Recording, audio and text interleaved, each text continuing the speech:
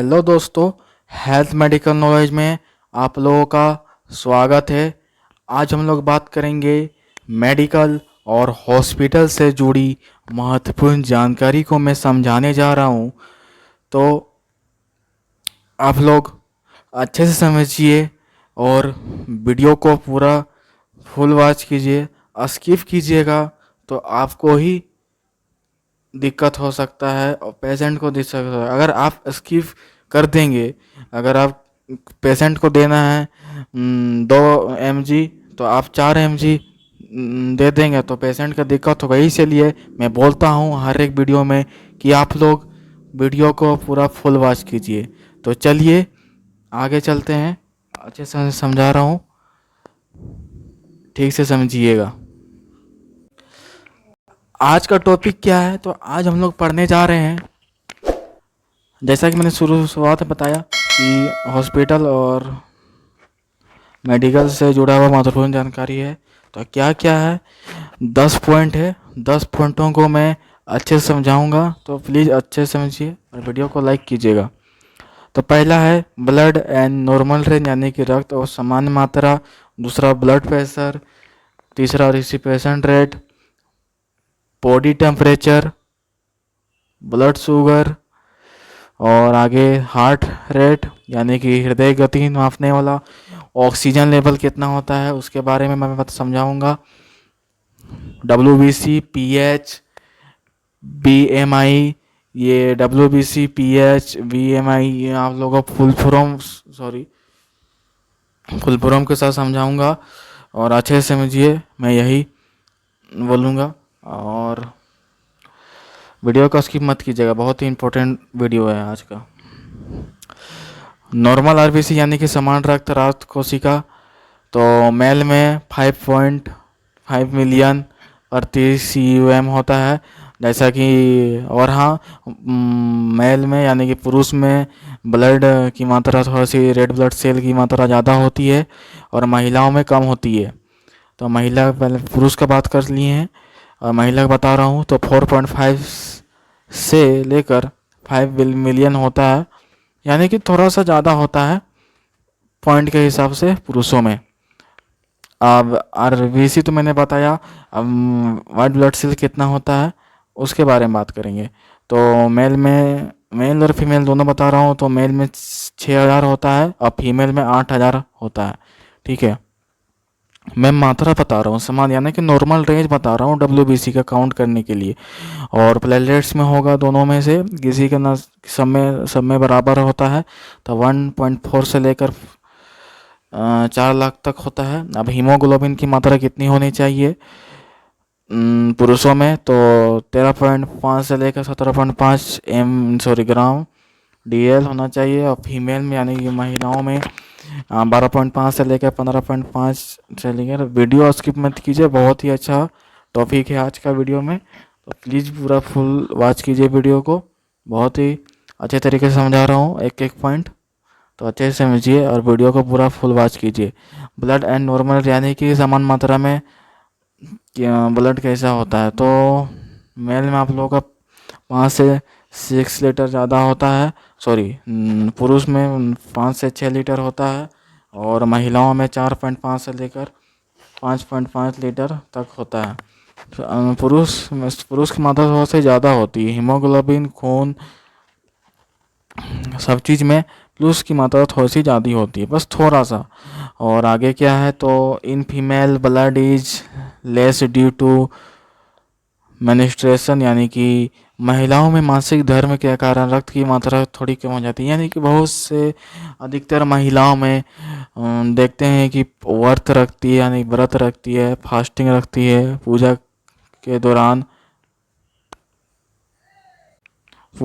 दौरान फास्टिंग रखती है, जो लोग उपवास रखती है, उससे रक्त की मात्रा धीरे धीरे कम होती रहती है। इसलिए महिलाओं में थोड़ा सा कम हो जाता है, यही कारण है ये, यानी कि यही कारण की वजह से थोड़ा सा कम होता है। ये ज़्यादा नहीं, सिर्फ 5 पॉइंट यानी पॉइंट में कम होता है, यानी कि पूरा कम हो गया, पॉइंट में कम होता है। तो यही आप लोग महिला नर्स लोग हैं तो अच्छे से समझिए। अब हम लोग बात करेंगे ब्लड प्रेशर कितना होना चाहिए। ब्लड प्रेशर सबका यानी ब्लड, क्योंकि खून सब में रहता है, थोड़ी ना कि सबका अलग अलग मात्रा है। भले अलग अलग मात्रा है, अलग अलग रेंज होता है, बट सबका सबका सेम ही रहता है। तो जब कोई हाँ, जब कोई बच्चा जन्म लेता है तो उसका ब्लड प्रेशर कितना होता है, तो 90 से लेकर 55 मिली भी हाई है बच्चे हुए जन्म का 90, और मिनिमम लास्ट तक है आप लोगों का 55, ठीक है। यंग में यानी कि 60 साल तक के 120 हाई है, और 80 मिनिमम है यानी कि लो है, मतलब लास्ट स्टेज मान लीजिए। ओल्ड स्टेज यानी कि जो बुढ़ापे लोग हैं, बूढ़े लोग, वो 150 हाई होगा, हाई है तो ठीक 150 तक है, और 90 ठीक है। यानी कि ये ब्लड प्रेशर मैं बता रहा हूँ, ठीक है। अब ब्लड प्रेशर के क्या होता है, कैसे क्या करना चाहिए, मैं उसके बारे में समझा रहा हूँ।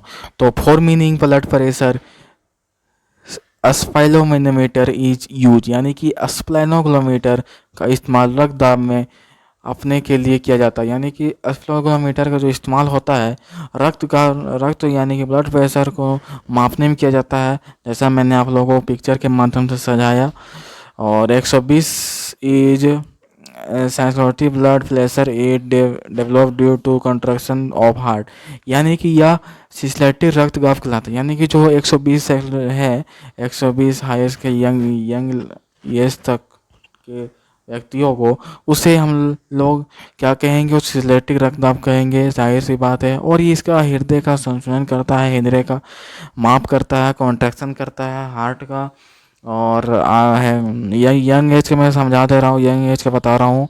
तो 80 is a digestive blood pressure is dilate to reflection of heart, यानी कि यह डायग्नोस्टिक रक्तदाब होता है और हृदय को अश्लीन कर देता है। यानी कि जिसे इसे हम लोग 80 को क्या कहते हैं, 80 डिग्री 80 रेंज को, तो हम लोग डायस्लेटिक रक्तदाब कहते हैं, और हृदय का अश्लीन कारण बनाता है, ठीक है। अब हम लोग बात करेंगे हार्ट रेट, यानी कि मैं आप लोगों को हार्ट रेस, पल्स रेस, यानी कि हॉस्पिटल के अगर अगर अगर कोई पेशेंट है, सॉरी, अगर कोई नर्स है तो नर्स को अगर हॉस्पिटल में हॉस्पिटल में जॉब पड़ गया, किसी पेशेंट को देखना है, पल्स रेट, बीपी, ये बीपी, उसका टेम्परेचर शरीर का, ये सब देखने के लिए कितना कितना उसको अगर उसको पता होना चाहिए। तो ये वीडियो मेडिकल के स्टूडेंट के लिए है। तो कौन कौन स्टूडेंट के लिए है, पहला नर्सिंग और फार्मेसी, फाइकोलॉजी, पीएमएस डीएमएस के स्टूडेंट के लिए है ये वीडियो। तो मैं जितने भी मैं अभी मैंने नाम बताया स्टूडेंट को, तो उसको आप लोग क्या कीजिएगा, शेयर कर दीजिएगा, और बोलिएगा कि आप लोग प्लीज़ वीडियो को पूरा फुल वॉच कीजिए, ताकि आप लोग अच्छे से समझ सके। और वीडियो को लाइक कीजिए और सब्सक्राइब कीजिए। अब हम लोग बात करेंगे कि जब छोटा बेबी होता है उसका पल्स रेट यानी कि सॉरी हार्ट रेट कितना होना चाहिए, तो 140 होना चाहिए मिनिमम, नॉर्मल के लिए 72 होना चाहिए मिनिमम, और हाई के लिए 90 से लेकर 120 मिनिमम होना ही चाहिए। अब हम लोग बढ़ते हैं बीम BMI, यानी कि body mass index. Body mass index क्या है, उसको क्या कहते हैं, उसके बारे में बात करेंगे। तो अंडर वेट के लिए 18.5 होना चाहिए, नॉर्मल वेट है उसका तो 18.5 से लेकर 24.9 होना चाहिए। ओवर वेट अगर ज़्यादा उसका वेट है तो 25 से लेकर 29.9 होना चाहिए, और जैसे मोर देन 30 होनी चाहिए। और रिसिवेशन रेट के बारे में बात करेंगे, यानी कि सबसे रेस पल्स रेट जिसको कहते हैं हम लोग। और न्यू बॉर्न यानी कि न्यू बच्चा हो तो 44 पर मिनिमम होना ही चाहिए, और अडल्ट के लिए 12 से 16 पर मिनिमम होना चाहिए। अब हम लोग बात करते हैं, ये जो लाइन है ऑक्सीजन मात्रा पेशेंट के लिए बहुत ही लाभदायक है। नर्स खास करके ये जो पॉइंट है अच्छे से देखिएगा, क्योंकि आप लोग के लिए और बहुत ही लाभदायक होगा, रामबाण साबित होगा। तो प्लीज़ वीडियो को लाइक कीजिए, चैनल को सब्सक्राइब कीजिए, और वीडियो को एक भी सेकंड स्किप कर देंगे ना तो आप लोग एक पेशेंट का जान ले सकते हैं, ये समझ लीजिए। यानी कि एक पेशेंट का आप लोग कोई बहुत ही दिक्कत पहुंचा रहे हैं उस पेशेंट को, ये समझ जाइए। वही बात है, देखिए अगर मैं आप लोगों को ये ऑक्सीजन की मात्रा बता रहा हूँ, नॉर्मल में 94 है, अगर आप उससे हाई कर देंगे और उसमें उससे कम से कैपेसिटी है लेने की, अगर किसी भी कारण उसी पेशेंट का कुछ कुछ ऐसा हो जाता है तो आप लोगों को दिक्कत हो सकता है। इसलिए मैं बता रहा हूँ पेशेंट के लिए और नर्स के लिए बहुत ही इम्पोर्टेंट है। तो आप लोग अगर अगर थोड़ा सा मिसबिहेव हो गया होगा तो माफ़ कीजिएगा, ठीक है, क्योंकि मैं अच्छे से समझा रहा हूँ, मैं गुस्सा नहीं हो रहा हूँ आप लोगों से, बस यही सिर्फ बोल रहा हूँ कि आप लोग अच्छे से समझिए, वीडियो को स्किप मत कीजिए, पूरा फुल वॉच कीजिए और चैनल को सब्सक्राइब कीजिए। हम लोग 200 सब्सक्राइबर के करीब बहुत ही जल्दी हैं, तो मैं आशा करूँगा कि आप लोग एक हफ्ता के अंदर हम लोग का 200 सब्सक्राइबर यानी कि 200 फैमिली, 200 मेंबर, हम लोग हेल्थ मेडिकल नॉलेज के चैनल के माध्यम से आप लोग 200 मेंबर को पूरा हो जाएंगे और आप लोग अच्छे अच्छे वीडियो और पाते रहेंगे। तो नॉर्मल के लिए 94 है, बेस्ट है, और बेस्ट रहेगा आप लोगों को 95 से 100 है, लो 9 से 90 से 93 है, और वेरी लो यानी कि पूरा मिनिमम तो 80 से 89 रहना चाहिए। अब शुगर रेट यानी कि शुगर रक्त शर्करा, तो FVS यानी कि फास्टिंग ब्लड शुगर के लिए 700 से लेकर 100 mg प्रति DL होना चाहिए, और PVBS यानी कि पोस्टर पर अंडर ब्लड शुगर 70 से लेकर 140 mg पर DL होना चाहिए, और डायबिटीज़ के लिए 100 से लेकर 125 पर DL होना चाहिए, मोर देन मिनिमम से मिनिमम 125 mg पर DL होना चाहिए। अब ये एक ये जो लाइन है बॉडी टेम्परेचर यानी कि शरीर के में, ये आप लोग का रामबाण साबित होगा। एक महातांडव है, ये टॉपिक है, धमाका टॉपिक है, तो आप लोग पूरा अच्छे से समझिए। यानी कि अगर कोई पेशेंट बुखार है, किसी पेशेंट का बुखार लग जाता है, अगर आप नर्स है या डॉक्टर है तो चेक कर रहे हैं, तो नॉर्मल अगर आप लोग उसका होगा 97 से लेकर 98 फ़ारेनहाइट से, मतलब कि नॉर्मल बुखार है। अगर 100 से लेकर 110 फ़ारेनहाइट है, उसके अंदर टेम्परेचर उसका शरीर का गर्म है, तो आप लोग समझ जाइए कि उसको बहुत ही हाई फिगर है, ठीक है। तो दोस्तों आज हम लोग का टॉपिक है मेडिकल और हॉस्पिटल से महत्वपूर्ण जानकारी, यानी कि मैंने आप लोगों को 10